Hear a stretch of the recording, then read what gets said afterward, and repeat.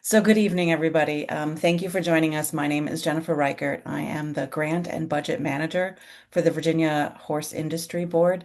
I'm joined by Emily Day, who's the Executive Director of the Virginia Horse Industry Board, and we are so excited to talk to you about our 2027 grant program. So with that, we'll go ahead and get started. Today, we're going to talk about the Virginia Horse Industry Board, so you are familiar with the organization. We'll talk about our 2027 grant program.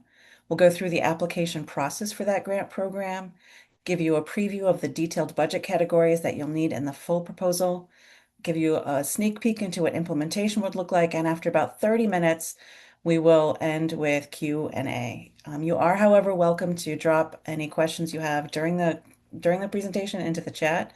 Emily will be monitoring the chat and answering the questions as applicable as we go, and then certainly at the end, we'll be able to answer your questions. So with that, let's talk more about the Virginia Horse Industry Board, which is one of the agricultural commodity boards inside the Virginia Department of Agriculture and Consumer Services. The VHIB was created in 1994 through a combination of legislation and a statewide referendum. They currently meet monthly, and those meetings are public and available to attend if you'd like. The horse board is supported by a program manager in the Virginia Department of Agriculture and Consumer Services. That is Garrett Petro.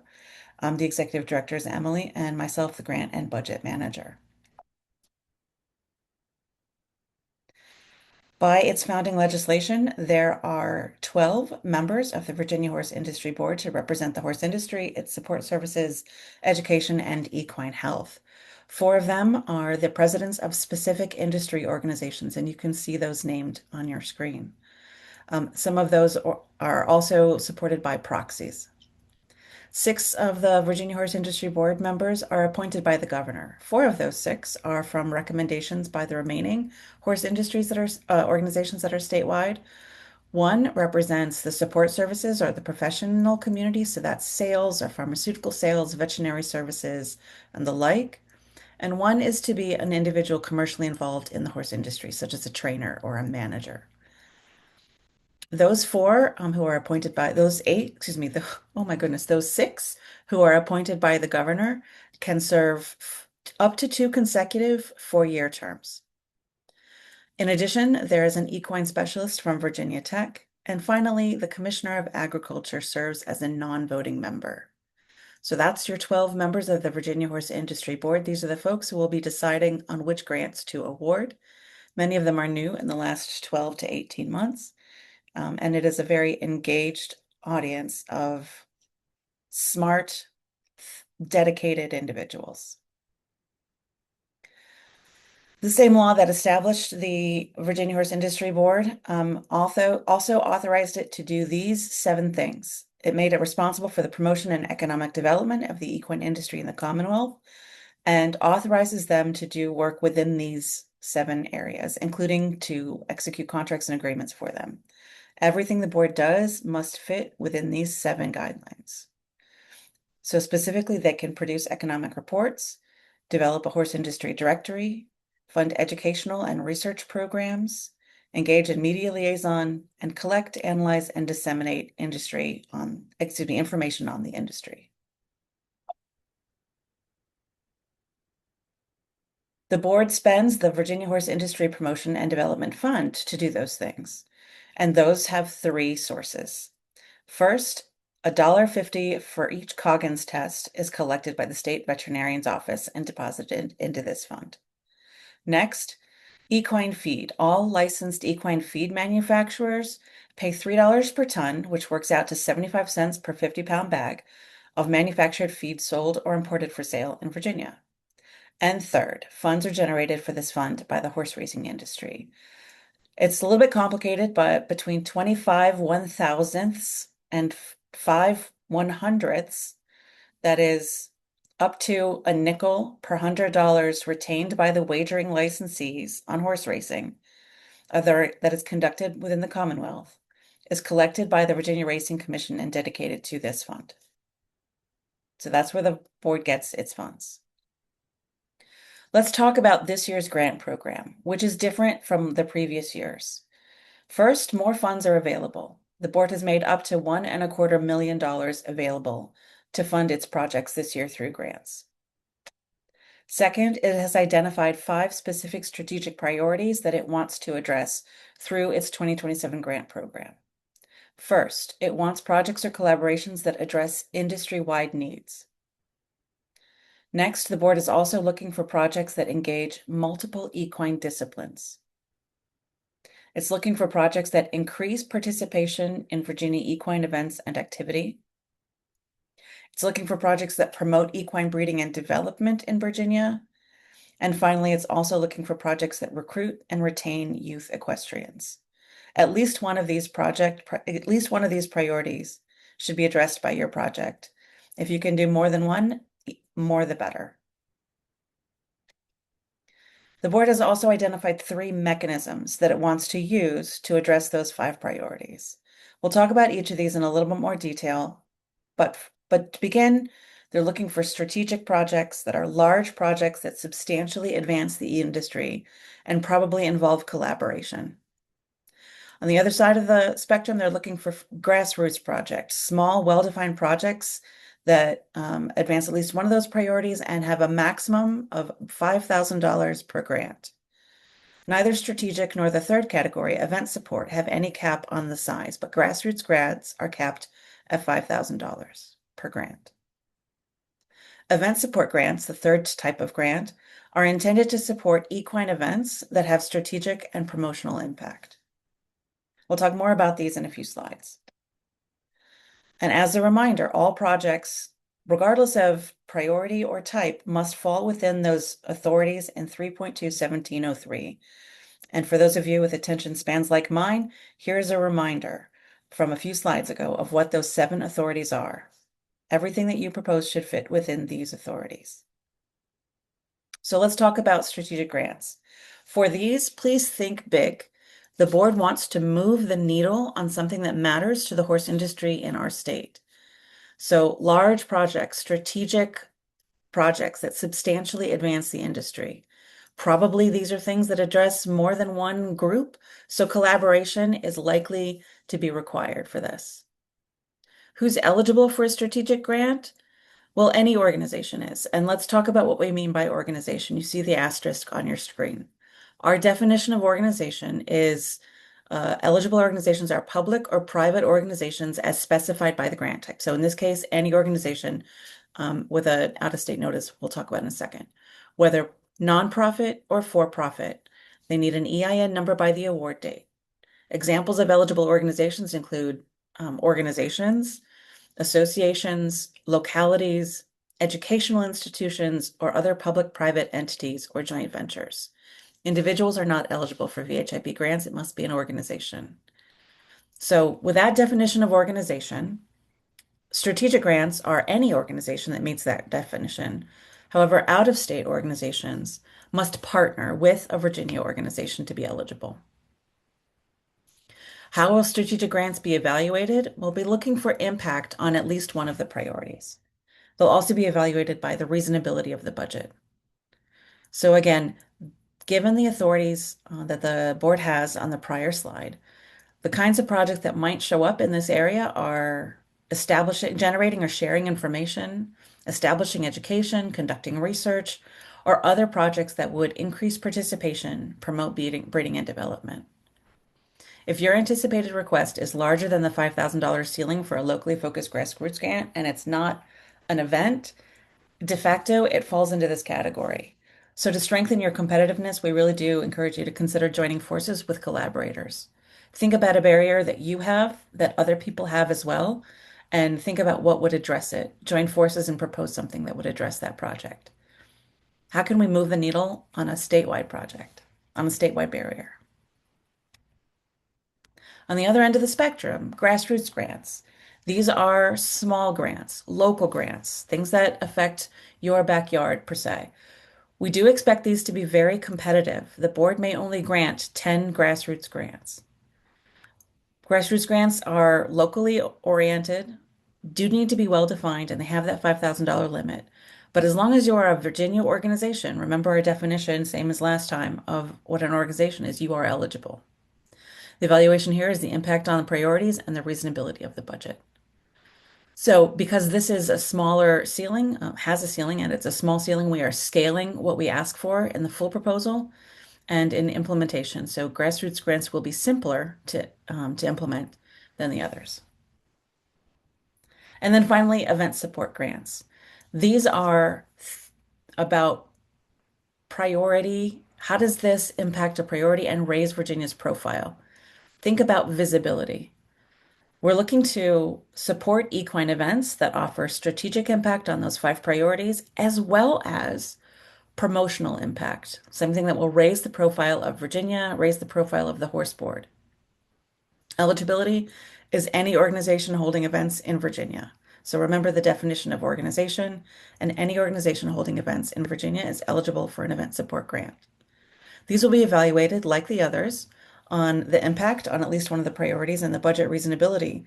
But importantly, this one will also be evaluated on how much the event elevates the Virginia's horse industry or the horse industry board's profile. So, importantly, some things that are not part of this grant program. So in addition to being constrained by those seven legal authorities, and making sure that all of their work ties to them, here are some things that we cannot do. No construction. That includes renovation, supplies, materials, capital investment, nothing that is physical infrastructure construction. We also cannot fund legislative or lobbying efforts. This is a state body, and state funds can't go toward those things. Fundraising similarly. We cannot give subgrants to groups not named in the proposal. That is, please don't ask us to give you money so you can give it away to people you don't know who yet. You have to include all of that in your original grant proposal to us. This grant is not for product development, establishing new enterprises, investing in your organization, investing in your farms. This is for projects that advance the priorities. We're not to set up or finance individual organizations. And no cash prizes or gift cards can be reimbursed as part of this. What's unchanged from last year? Well, quite a bit, and it's worth repeating because sometimes these are things that you can overlook. So, what's the same? Well, it's still one per year. If you are familiar with the horse board from way back, you might recall there were quarterly programs. This is one per year. This is also still a two-stage application like last year. We're in the pre-proposal stage right now, and up next will be the full proposal stage. Both the pre-proposals and the full proposals, like last year, will be done via Google Forms applications. And the evaluation criteria are similar to last year as well. VDEX is still the parent organization, and as such, state government rules apply. This has meaning on mostly how the money gets spent, meaning the seven budget categories are controlled by the state, and we must comply with state requirements. But in addition, records are open to the public, and your grant records are auditable for 3 years after the grant has fully ended. It's important to note that this is on a reimbursement basis, and so this is not an advance. You must pay for whatever it is that you purchase under the grant, and then we will, on the back end, reimburse you for the payments that you have already made. It's important to notice that also this year we remain electronic only. In the distant past, it was possible to send paper documents to the state for reports and documentation. This is no longer accurate. We are now in an electronic world. There is reporting requirements. That is the same, and it has not changed. You still are required, as you have been for always, to measure your accomplishments and also to acknowledge the horse board's support. This year, look for that to be standardized a little bit more. And as before, one point of contact for grants per grant. And each organization must still have an EIN. Considerations. It is possible to propose more than one per grant. Bear in mind that you must benefit the industry as a whole. This is not for this grant program, unlike others that exist, but this grant program is not to benefit an individual organization, firm, or business. It is intended to advance these strategic priorities. Has to fit, as I've mentioned twice already, within the legal authorities. The period of performance is 1 year. It starts the beginning of January, January 1st, 2027, and concludes December 31st, 2027. This year, the board has opened it up so that strategic grants can propose the first in a potential sequence of grants, because some of those bigger projects to move the needle on the on the state scale may take more time. But it's important to note that grants are 1 year long and future funding is not guaranteed. So it's possible under strategic grants to have a sequence of 1 year grants to knit that together, but each grant is just 1 year long and conveys no promise of future funding. It's still important to acknowledge horse board support, follow state guidelines, which again strongly impacts how money can be spent, and also requires that these records are open to the public and stand the quest of public review. And also, I'll repeat that this is a reimbursement-based grant, and that because of the requirements, we don't pay that reimbursement not only until after you have paid the expense, but also until you have provided your report, including the measurement of your accomplishments, which may be a delay. And so, as you design your project, bear that in mind. There are a couple current grantees that have finished essentially all the purchases of their project, but we can't reimburse them until the rest of the project takes its course and they are able to report on the results that they have encountered. So bear that in mind as you design your project. So now let's talk about once you have your project in mind, how do you go about submitting an application? It is a two-stage process. Right now, we are in the pre-proposal process. We're asking you to fill out the form that provides a concept. The board will review those, and the most attractive concepts, will be invited to complete a full proposal. And the best of those will receive awards. In your pre-proposal form, we're asking you 11 questions, and we'll walk through them here. First, your organizational info. This is a multi-part question. Ideally, it's pretty simple to answer the requested facts about yourselves, such as who are you? What is your mailing address? Are you partnering with any organizations? Have any of you or your partnering organizations received horseboard grants in the past or support? Excuse me. The next question, another multi-part question, is about who is your point of contact? If you have multiple participating organizations, this point of contact must be with the lead organization. And we really just need to know how we can get in touch with that person.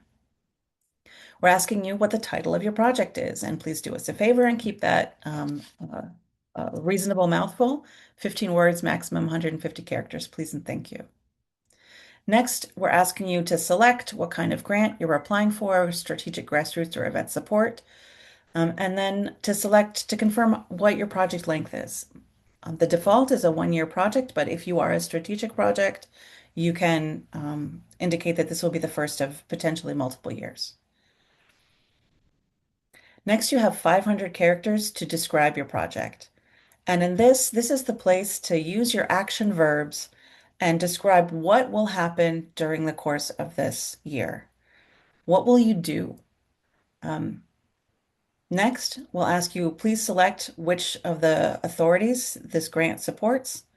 And then in question 8, which of the 5 priorities this grant supports. Question 9, you have another 500 characters to say how this grant will impact the priority or priorities that you selected. And so what I forgot to say when I said to pick the authorities is in question 7, when you select from your 7 authorities, make sure a reasonable person would agree with your selections. More is not necessarily better here, but you want to be able to draw a clear line between what you're trying to do and how it fits within what the board can do.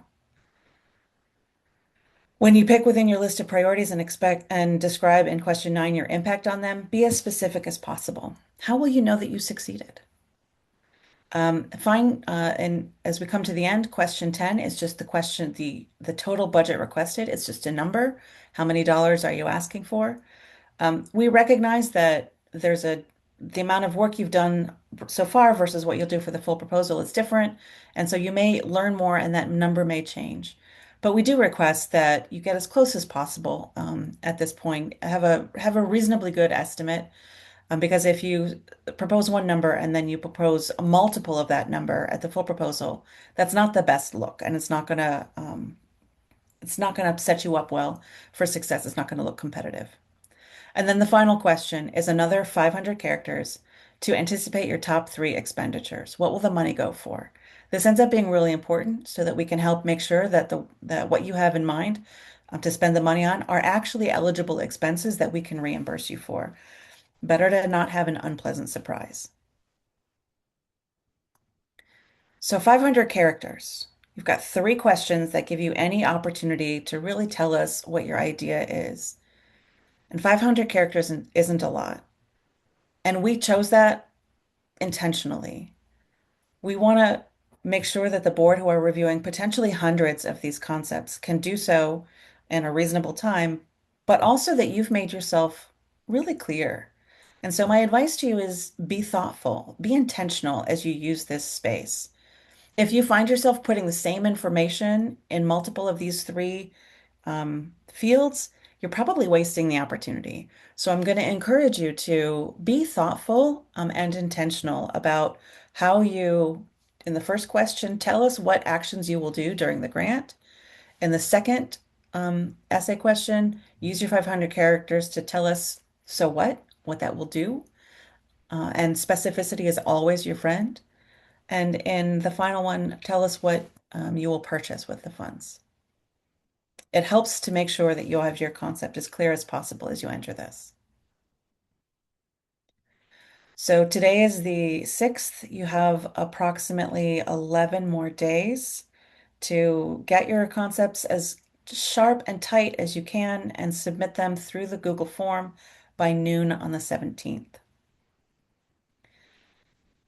During this time and then afterward, I will be remediating them. I'll be looking at what you wrote to make sure that it's eligible and filter out any projects or components that we can't fund, like construction projects. We cannot fund construction projects. Then the board members will review and score them. And then in the meeting, the public meeting on August 17th, the board members will, excuse me, the pre-proposals will be ranked by their average score, and the board members will discuss and vote on them. Important to note that board members who have potential conflicts of interest will be recused from the specific projects with that actual or perceived conflict of interest, following state legal guidelines. And then on to the 17th, the board members will discuss and they will vote which projects to invite for full proposals. Within the next 10 days or so, earlier probably, you'll hear back from me on whether you've been invited, any feedback the board might have for you. If you have been invited, you'll get the full proposal instructions. And it's possible that some strategic proposals may be invited to present in the board's meeting on October 26th. So the evaluation criteria the board will be using to make their down select are essentially the same for all three project types. They're looking to see how much impact your project will have on at least one of those 5 priorities we talked about at the beginning. And they're also wanting to make sure that you have a reasonable budget. If you are proposing an event support grant, they will also be looking to see how significant your impact, your event will raise the profile of the Virginia horse industry and or the Virginia Horse Board. So those are the things to keep in mind as you design your projects.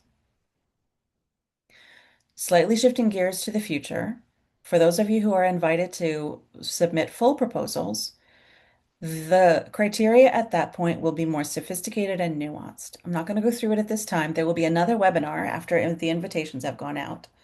But in general, it's the same impact and budget reasonability.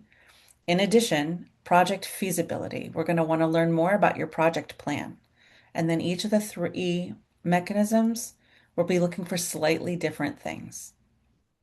So this is just no surprises. Tell you what's coming. These are the sorts of things that full proposals will be evaluated on. And then at that full proposal, if you receive your invitation in August, your full proposal will be due on the 12th of October at noon, again via a Google form. If you want it, I will be remediating them, and as last year, get it in early before October 12th if you want to take advantage of the time to make any necessary changes for based on the remediation findings. Then, as before, and again, recusing themselves as necessary, board members will review and score During this window is their October meeting, so possibly strategic applicants may be asked to present in October. And then in their meeting on November 16th, again, proposals will be ranked by score, and then board members will discuss and vote on which to award. Before Thanksgiving, you'll learn your results, and then if you have received an award, you'll get those documents in the first half of December so that you can get them signed and taken care of for a clean start of your period of performance with the new year on January 1st. So as to what you'll need to propose at that time, as noted, you'll need to talk about your project plan. Um, you'll need to talk about the steps you're going to take, the timeline you'll take that against, who's the team who'll be doing the work, how you've mitigated your risks, and how you plan to acknowledge the horse board. With regard to impact, we'll be asking you to give more detail about that reasonable connection to the authorities, how you're connecting to the priority or priorities that you have selected, how you'll measure your performance, and we will be standardizing that to give you some things to work from this year round instead of a blank slate like it was in the past. We'll also be asking you about what is the result that your project will yield and how does that have continued impact even after the project is over? And then how, if for an event support grant, we're asking how does this event elevate Virginia's profile? And then there will be a detailed budget with descriptions. The specific questions we're asking on all these will be included in the instruction packet so you can prepare. And the structure of the questions matches the evaluation criteria. We're not pulling any punches here. We want to give you all the information that we possibly can so that you can succeed. In terms of the detailed budget, speaking of giving you information, as noted, you don't need to give us this information at this stage. In the pre-proposal, we really just want the dollar figure and your estimate of what you're going to spend it on.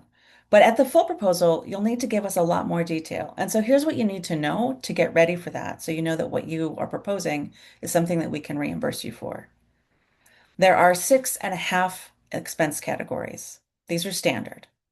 And just more detail will be coming after you've been invited. There'll be another webinar. But in general, the labor for your employees that spend time directly working on the project is reimbursable, as is the fringe cost for the time that they spend directly working on the proposal. Note that general overhead time, working on other things, is not a reimbursable expense. But the time and benefits for the folks spending time directly doing the work is absolutely reimbursable expense. If you don't have employees, or if in addition to employees, you also have consultants or contractors who do this work with you, those are reimbursable expenses and allowable expenses. If you envision travel, that is a reimbursable expense, but it must be compliant with federal government, General Service Administration requirements. If you're not familiar with that and you expect a lot of travel, feel free to reach out, ask your questions because it can trip you up if you're not used to it. But in general, mileage, per diem, flights, if you take any, hotel costs can be reimbursable as long as they comply with these guidelines. And if you're not familiar with them, to avoid surprises, make sure that you have some general sense or reach out to me on them before you apply. The fifth category of allowable expenses are materials and supplies. These are defined as items costing less than $5,000 per unit. Think feed or pencils or awards that advance the program objectives. If you're buying, say, ribbons, this could fit in this category. And then category 6 is other. That's a pretty broad category. And it's anything else that doesn't fall into one of the other categories that is an allowable cost. But that feels like a trick because there's a lot of costs that are not allowable. So let's talk about what's not allowable. Obviously, construction. Anything that's construction, not allowable. No materials, no supplies, nothing that's related to construction is going to be an allowable expense. Entertainment costs are not an allowable expense. You can't take somebody to dinner and bill it to the grant. However, under that other category on the previous slide, if you're having a training and you want to feed people lunch, that can be a justifiable expense. You just need to describe why the lunch is necessary for the purpose of the training, and that's not an entertainment cost. It would fall into the other category. Now, equipment. Equipment is the other half. I said 6.5. This is the half. You cannot purchase equipment. Equipment is defined as items costing more than $5,000 and lasting more than 1 year. You cannot purchase equipment under this grant. However, you can rent it, and you can rent it for the specific purpose of the project.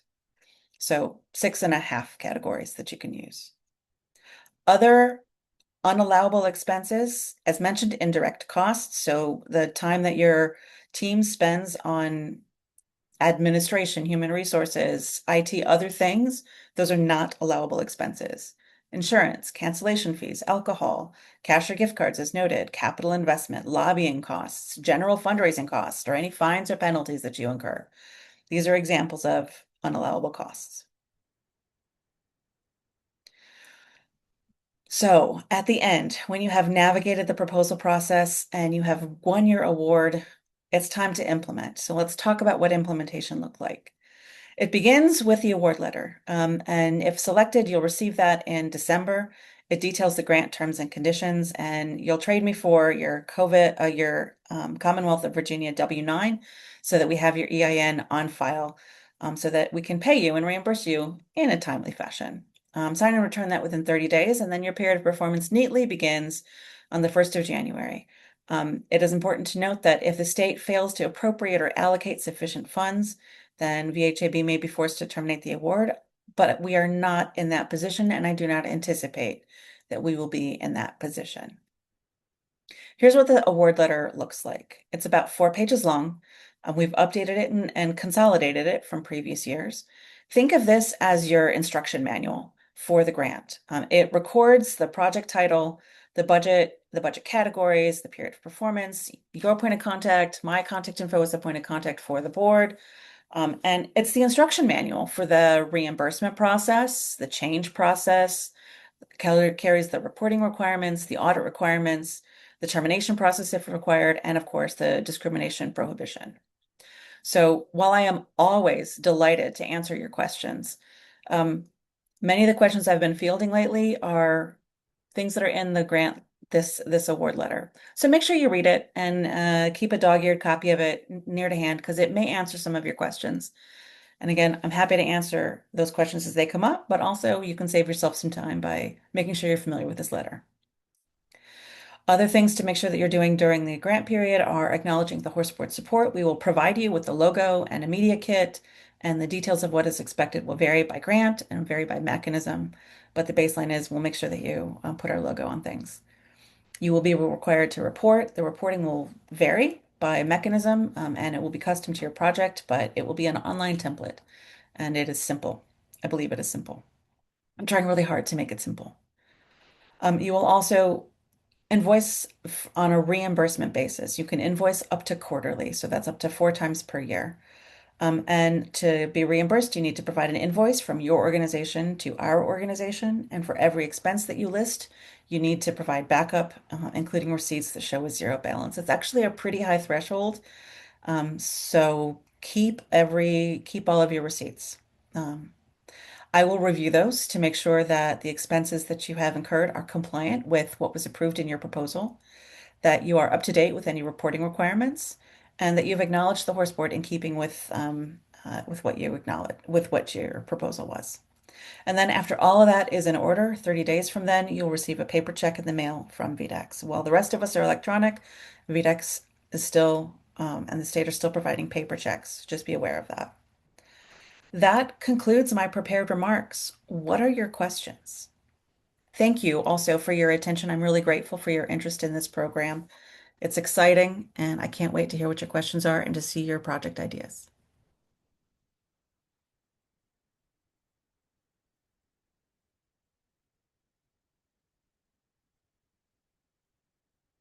I see a question in the chat that whether hospitality at a horse show is an approved expense.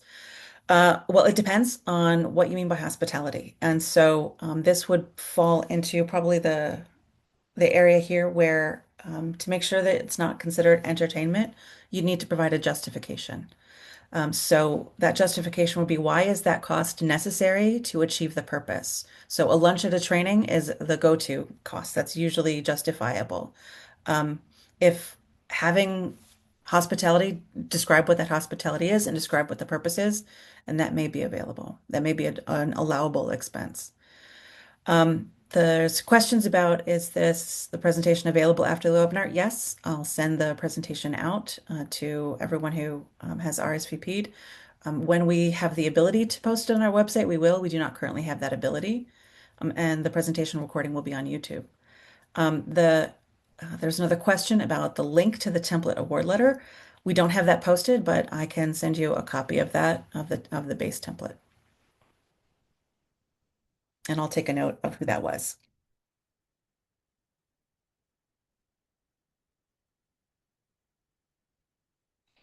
There's a question about whether we're interested in equine-based grief support for children, adults, and families. I would refer you back to the priorities. Let's see if we can get to those.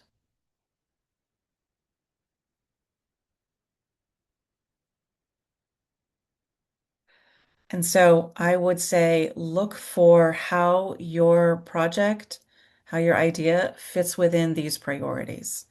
Does it increase participation? Does it promote equine breeding and development? Does it recruit youth equestrians? Does it address an industry-wide need? If you can, if you see a way that it does that, then yes, your project would be welcome.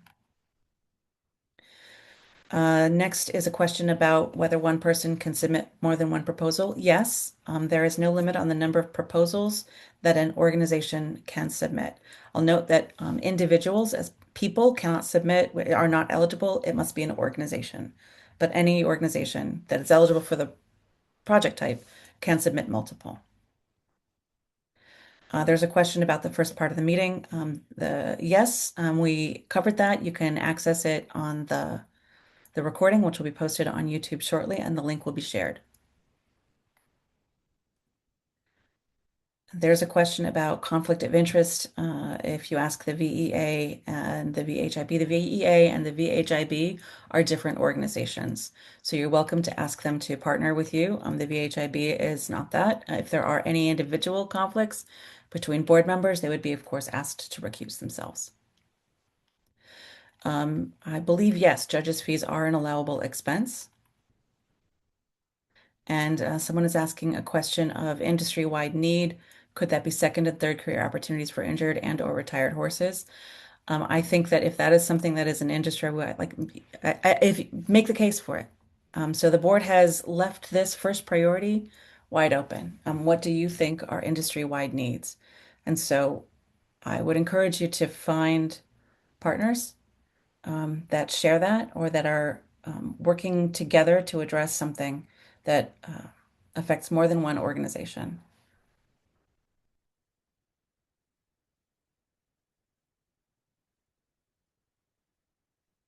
What other questions do you have?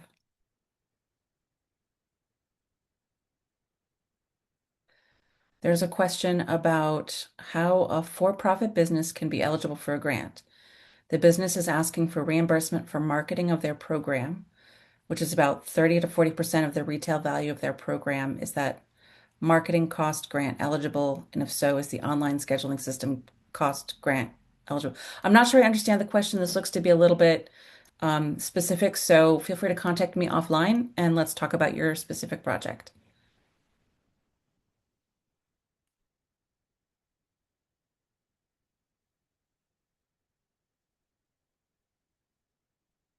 So I'm going to stop the recording.